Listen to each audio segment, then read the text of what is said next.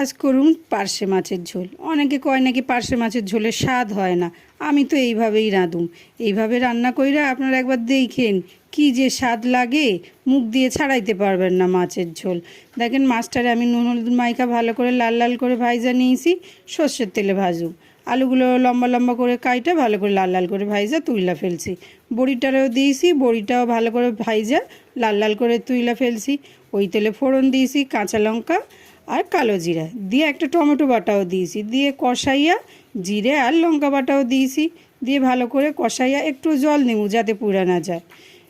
কষাইয়া দিয়া দিলাম নুন আর হলুদ, দিয়া একটু কষাইয়া দিয়া দিয়েছি আলুটারে, ভাজা আলু যে ভাজছিলাম সেইটারে দিয়েছি, দিয়ে কষাইয়া জল ঢালছি। আলুটা সেদ্ধ হয়ে গেছে, এবার দিয়ে দেবো মাছটা। ভাজা মাছ আর বড়ি দিয়ে ভালো করে ফুটায় নিব।